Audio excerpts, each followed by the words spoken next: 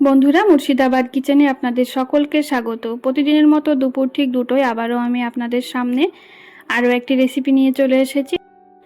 আর আজকের রেসিপি ফুলকপির চপ। তো আমি ফুলকপির চপ বানানোর জন্য প্রথমে ফুলকপিগুলো এইভাবে কেটে নিয়েছি, আর সাথে 3টে আলু নিয়ে নিয়েছি। আলুগুলোকেও কুচি করে কেটে নিয়েছি। এবার প্রেসার কুকারে আলু এবং ফুলকপিগুলোকে একসঙ্গে খুব ভালো করে সেদ্ধ করে নেব।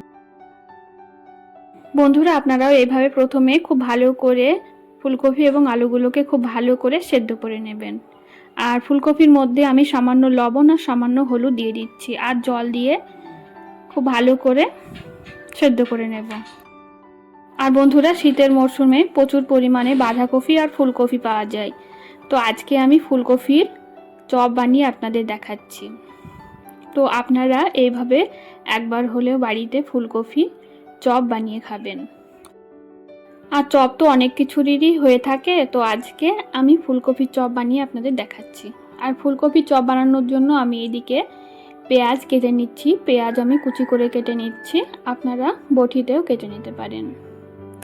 তারপর রসুন কুচি করে কেটে নেব, তারপর কাঁচা লঙ্কা, একটু আদা কুচি করে কেটে নেব।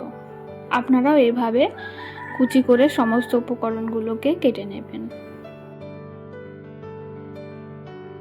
বন্ধুরা, আমি এইদিকে সমস্ত উপকরণগুলোকে কাটতে থাকি, ততক্ষণ আপনারা ভিডিওটি স্কিপ না করে ভিডিওটি শেষ পর্যন্ত দেখতে থাকুন। আর আমার চ্যানেলে যদি নতুন বন্ধু হয়ে থাকেন তাহলে অবশ্যই আমার চ্যানেলটিকে সাবস্ক্রাইব করে এবং পাশে থাকা বেল বাটনে ক্লিক করে অল নোটিফিকেশনটাকে অন করে রাখবেন, যাতে প্রতিদিন যে আমি নতুন ভিডিও আপলোড দেব সবার আগে আপনার কাছে পৌঁছে যায়।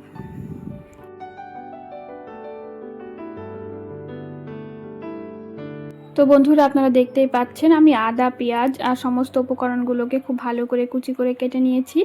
এইদিকে আমার আলু আর ফুলকপিগুলোকেও খুব ভালো করে সেদ্ধ করে নেওয়া হয়ে গেছে। এখন ছেঁকে নিয়ে একটা থালায় তুলে নিচ্ছি।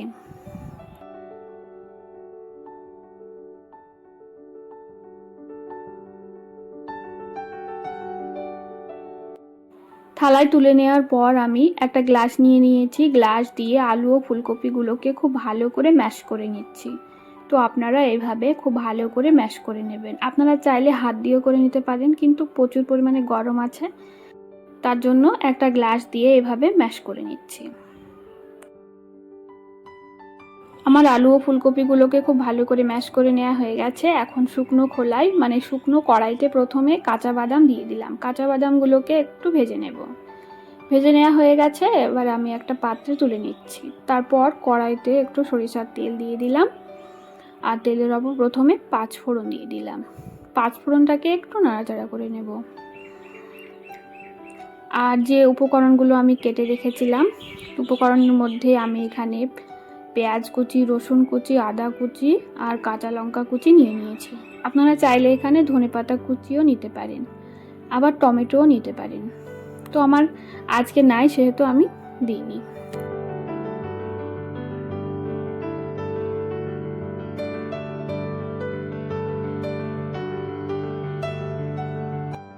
এবার আদা, পেঁয়াজ এবং রসুনগুলোকে একটু ভাজা ভাজা করে নিতে হবে, যাতে আদা রসুনের কাঁচা গন্ধ না থাকে।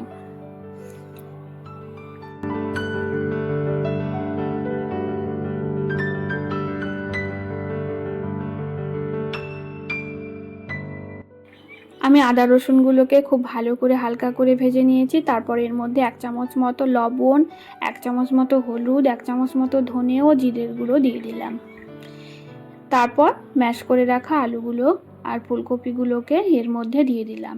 এবার খুব ভালো করে একটা পুর তৈরি করে নিতে হবে। তো পুরটা আমার রেডি হয়ে গেছে, আর তার জন্য আমি একটু ভাজা মশলার গুঁড়ো দিয়ে দিয়েছি। আর এবার আমি চাউমিন মশলা এর মধ্যে দিয়ে দিলাম। চাউমিন মশলা দেওয়ার পর খুব ভালো করে আবারও পুরটাকে নাড়াচাড়া করে নিচ্ছি।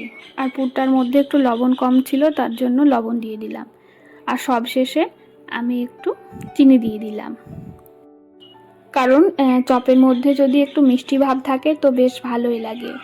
তো বন্ধুরা, আপনারা এই রকম চপ হয়তো দোকানে বা বাজারে খেয়ে থাকবেন, কিন্তু যারা বাড়িতে বানাননি তারা অবশ্য একবার হলেও বানিয়ে খাবেন। এবার আমি ভেজে রাখা বাদামগুলোকে আধ ভাঙা করে এর মধ্যে দিয়ে দিলাম। এবার আমি পুরটাকে একটু ঠান্ডা করে নেব। তো এইভাবে আপনারা পুরটাকে ঠান্ডা করে নেবেন।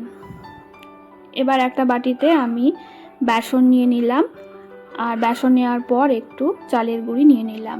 আমি এখানে আমার পরিমাণ মতো নিয়েছি, আপনারা আপনাদের পরিমাণ মতো নিয়ে নেবেন। এবার আমি এর মধ্যে একটু কালো জিরে দিয়ে দিলাম। কালো জিরে দেওয়ার পর লঙ্কার গুঁড়ো দিয়ে দিলাম, ধনে ও জিরের গুঁড়ো দিয়ে দিলাম, আর একটু লবণ দিয়ে দিলাম। এবার খুব ভালো করে বেসনটাকে ফেটিয়ে নিতে হবে, আর সব শেষে একটু হলুদও দিয়ে দিয়েছি। এবার অল্প অল্প জল দিয়ে একটা ঘন ব্যাটার তৈরি করে নেব। এবার আমি বেসনগুলোর মধ্যে সামান্য একটু খাবার সোডা দিয়ে দিলাম, যাতে চপগুলো খুব ভালো করে ফুলে ওঠে। বন্ধুরা, এইরকম চপ আপনারা অতিথি আপ্যায়নেও পরিবেশন করতে পারেন, কিংবা আপনার বাড়িতে যদি হঠাৎ কোনো ভাজাভুজি বা চপ খেতে ইচ্ছে করে তখনও আপনারা এটা বানিয়ে খেতে পারবেন। তো বেসনের গোলাটাকে খুব ভালো করে আমি হাত দিয়ে ফেটিয়ে নিচ্ছি। আপনারা চাইলে হ্যান্ড ব্লেন্ডার দিয়েও ফেটিয়ে নিতে পারেন। বন্ধুরা, আলুর চপ যেভাবে বানায় তো সেইভাবে আমি হাত দিয়ে চপের শেপগুলো দিয়ে নেব। আপনারা আপনাদের পছন্দ অনুসারে শেপগুলো দিয়ে নেবেন। তো অনেকে আছে অন্যরকমভাবে চপগুলো এই শেপগুলো বানিয়ে নেয়, কিন্তু আমি হাত দিয়েই বানিয়ে নিচ্ছি। আর আমরা যেহেতু বাড়িতেই বানাচ্ছি তার জন্য এইভাবে হাত দিয়ে শেপগুলো দিয়ে নিয়েছি। এবার আমি যে বড়ার শেপগুলো বানিয়ে রেখেছিলাম সেগুলো বেসনের গোলায় ডুবিয়ে তারপর তেলের মধ্যে ছেড়ে দিচ্ছি। তো এইভাবে পরপর চপগুলোকে বা বড়াগুলোকে ভেজে নেব।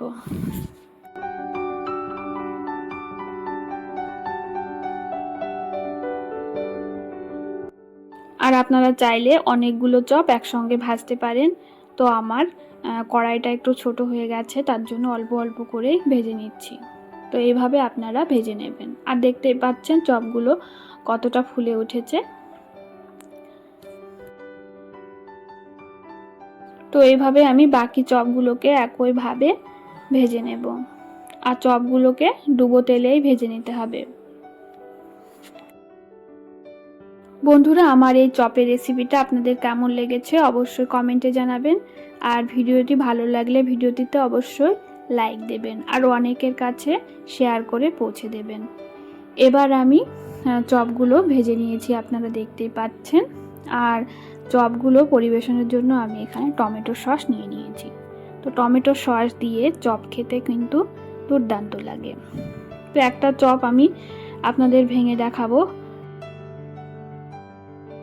তো দেখতেই পাচ্ছেন কতটা সফট হয়েছে, আর ভেতরে একেবারে নরম। তো এইভাবে আপনারা একবার হলেও বানিয়ে খাবেন। বন্ধুরা, আজকের মতো আমি এখানে ভিডিওটা শেষ করছি। আপনারা ভালো থাকবেন, সুস্থ থাকবেন। ধন্যবাদ।